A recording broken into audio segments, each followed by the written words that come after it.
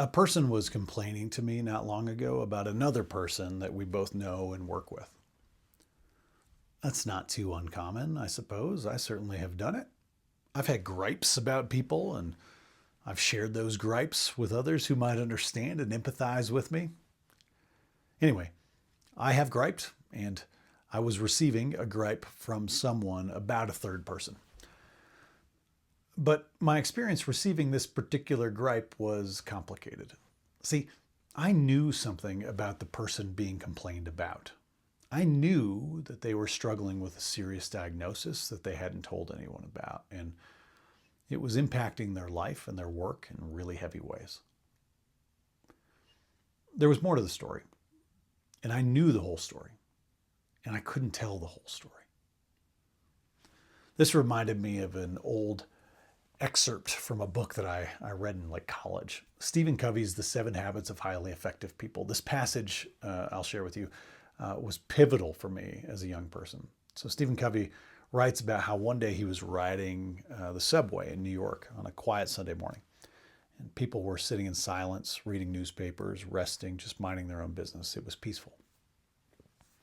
Then this man and his kids get on the train.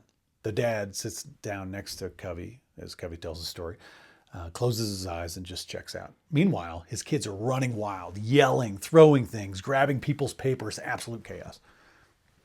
Covey's sitting there thinking, what is wrong with this guy? How can he just sit there and let this happen? And eventually, he works up the nerve to say something to him. And he leans over and very patiently says, "Sir, your children are disturbing people. I wonder if you couldn't maybe control them a little bit more." The man looks up as if he's just now seeing what's happening, and he responds. He says, "Oh, you're right. I guess I should do something about it. We just came from the hospital where their mother died about an hour ago. I don't know what to think, and I guess they don't either."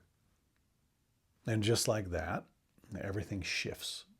The way Covey tells the story, in that moment, his irritation vanishes, his frustration, his judgment, all of it just dissolves. And instead of being annoyed, he feels something entirely different, compassion. His whole posture toward this man and his kid changes. Instead of wanting all the kids to behave, he just wants to be there for them. "Your wife just died," he says. "Oh, I'm so sorry. Can you tell me about it? What can I do to help?" Everything changed because he saw differently. And because he saw differently, he felt differently. And because he felt differently, he acted differently. I encountered another story recently. It's from one of the ancient desert fathers, one of the early Christian contemplative monks. Here's the story. Desert Father Abba Poyman was once visited by a couple of old men. They asked him, "You know that it's the duty of every monk to celebrate the church services attentively. However, when we see a brother dozing off during sacred office, should we wake him up so he'll stay awake?" Poyman replied, "I'll tell you what I would do. When I saw a brother sleeping, I would put his head on my shoulder and let him rest."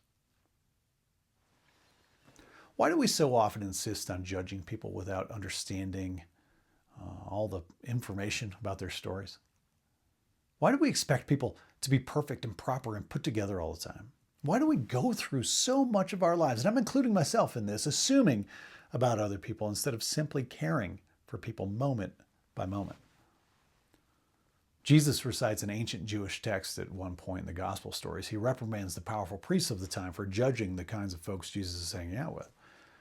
He rebukes the self-righteousness of the Pharisees by saying this, "But go and learn what this means. I desire mercy, not sacrifice, for I have not come to call the righteous, but sinners." This is really hard for me to not judge, to not be self-righteous, to not assume, to not expect, to simply care for the people I encounter. But I think it's what we're called to do. I think we're just supposed to be merciful and understanding, and we're supposed to give the benefit of the doubt. I think we're supposed to be curious. I think we're supposed to seek first to understand. I think we're supposed to be gentle and forgiving of others and offer their weary heads a shoulder to rest upon.